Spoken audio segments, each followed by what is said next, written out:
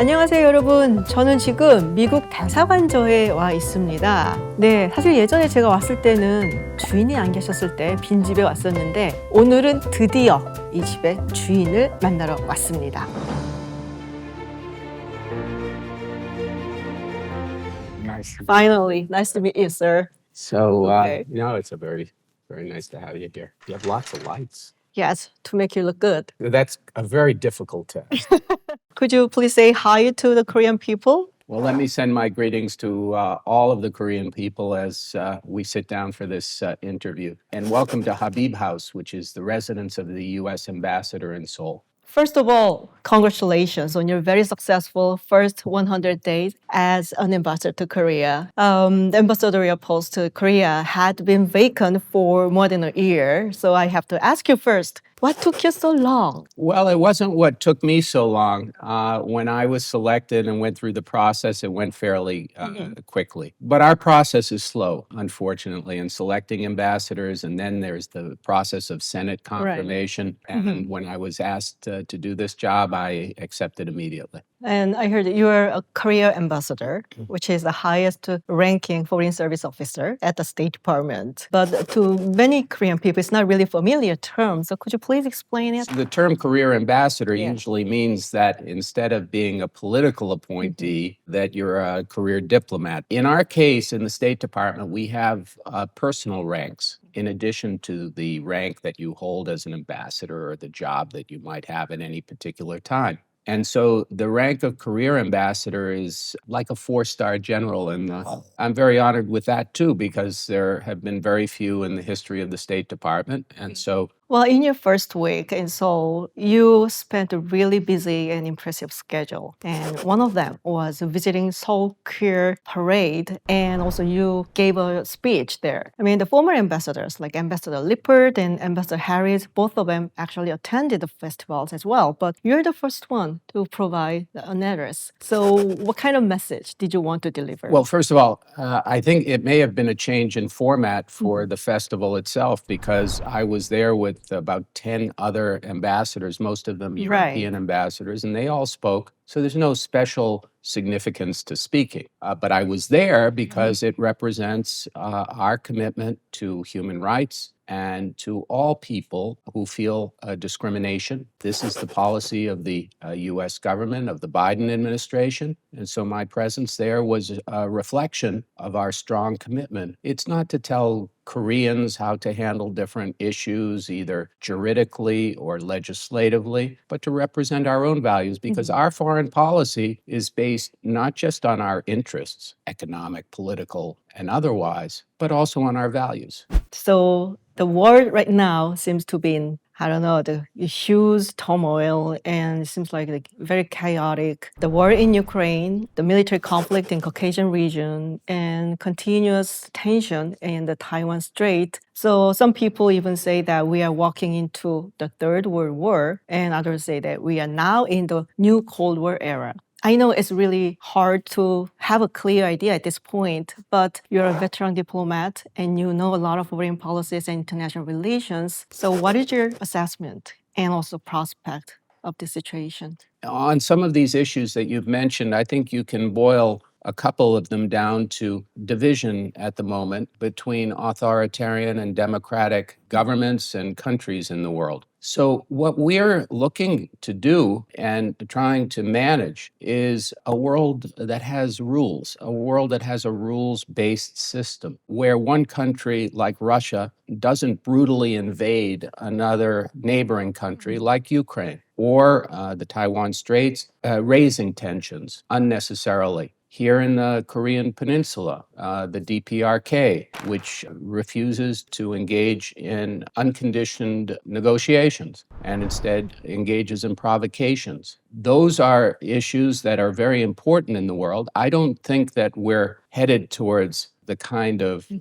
cataclysmic outcome that you mentioned some observers see. It falls to us as diplomats to try to find areas where we can manage situations. I've been involved in my career in negotiations to end wars, in one case, and very notably successfully in the Balkans, in Bosnia. And that's what we need to do, and what democratic nations need to do. We need to stand up and also point out these shortcomings, but also irresponsible actions by the authoritarian governments. And as President Biden has said, we also have to show in democratic countries. We believe freedom of thought, freedom of speech, freedom of the press are extremely important principles that are part of human nature and the desire of most people in the world. There are other important factors too. As I say, we need to deliver on issues. We had the pandemic has created all kinds of problems with supply chains, and we have to be able to overcome the issues like those so that they're satisfied that democratic governments can handle best the problems that the people face. Because at the end of the pandemic, we are right now, and then during the pandemic, a lot of people questions, is a democratic country working? Obviously, the authoritarian government can control the people better to a certain point, but we always felt that it's much better working under the democratic countries than the authoritarian countries. And that actually connects to, I think, the war in Ukraine, because there's some scholars, I mean, the US and other countries have to leave the European things in the hands of the Europeans. But there's also some people arguing that how the Ukraine turns out is really vital and critical to the future of the liberal democracy. I can consider you are standing by the second opinion. Is that right? Yes, with some modification. We also believe in the inviolability of borders, sovereignty, and absolutely outrageous invasion of Ukraine, with many human rights violations along the way, has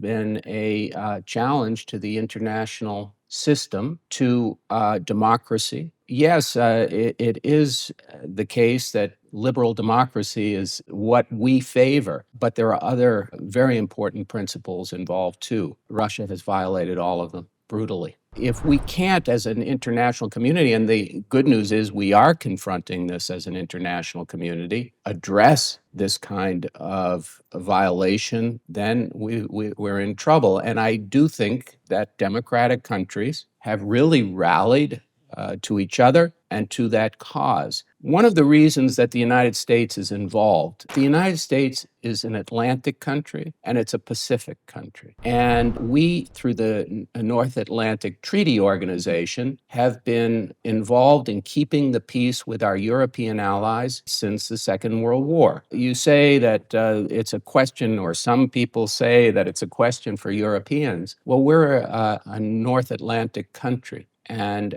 we have allies. Just as in the Pacific, as a Pacific country, we have allies and commitments. We don't walk away from those commitments. We go headlong into those commitments because it's so important. When there's a peaceful world, a democratic world, the United States will prosper. It seems like the war in Ukraine is absorbing almost everything like a black hole. But there's one issue that caught attention from all over the world: Speaker Pelosi's visit to Taiwan. I'd like to be a little bit more blunt, asking that how Washington sees the likelihood of China's invasion into the island. What we do believe is that China overreacted to Speaker Pelosi's visit and ratcheted up tension at a time we should be calming tension. And our policy on Taiwan remains the same. We believe that any change in the status quo should happen peacefully. Well, the intel agencies of the United States, they are warning. For example, Avery Haynes, she said China may build and complete a military capability to invade Taiwan by 2030. Well, having the ability to do something and doing it are two different things.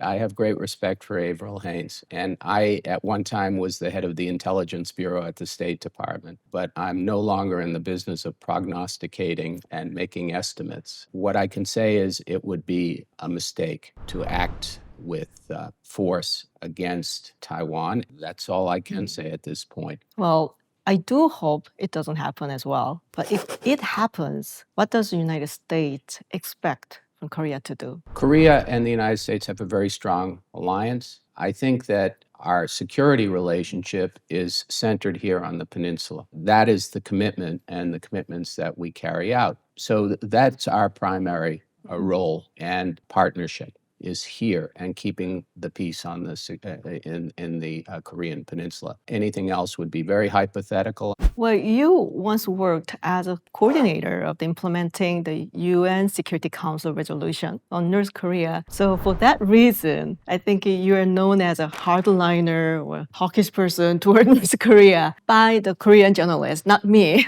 So do you think it's fair? I did a job that Secretary Hillary Clinton and President Obama asked me to do to implement That's what I thought. sanctions. I did it as best I could, and if I did it well, that's the reason that people think it certainly was an important job at the time. That's why you're a Korea ambassador now. That's one of the reasons. Yeah. I mean, understandably, North Korean policy is not top priority of the U.S. foreign policy at this point. I mean, it's a whole preoccupied with what's happening in Europe and everything. But Korean people still would like to know what is the Biden administration North Korean policy is, because some people are questioning, are we returning to the strategic patience? First, North Korea and its nuclear program is a top priority. Just yesterday, Vice President Harris was at the demilitarized zone. We are trying to engage with DPRK, and they refuse to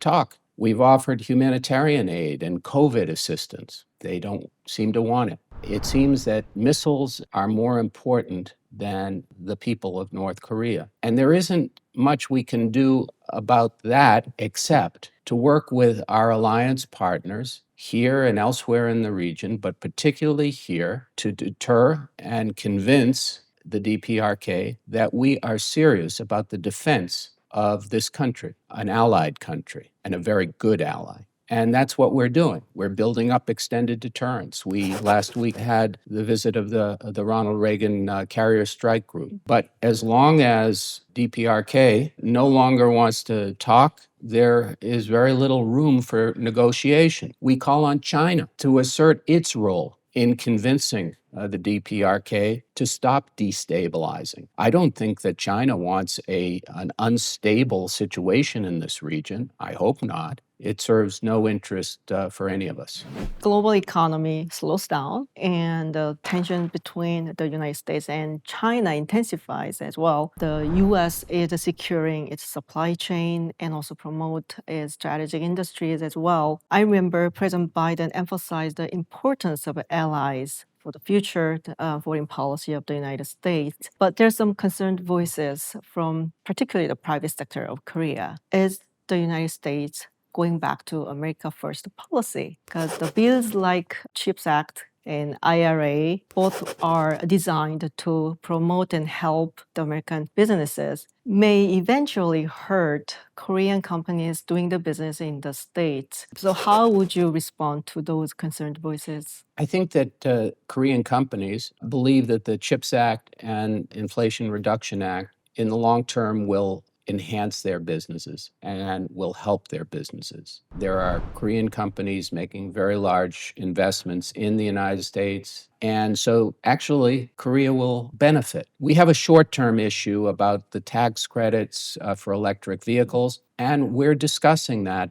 with our allies here and trying to resolve it. First of all, this was not, of course, focused on Korea. The real motivation for this legislation was to create more opportunities in the green economy and to enable the United States to meet its commitments on carbon reductions and to try to prevent climate change from getting even worse by 2030 and 2050. I believe that the intent was largely to meet those commitments and start a process of producing, yes, electric cars in the United States, but they'll be largely made by many foreign companies. I don't see it necessarily in conflict with our mutual goals. We do have this short-term issue, and we need to deal with it, and we are by discussing how we can resolve Korean concerns about electric vehicle production before construction of the factories in the U.S.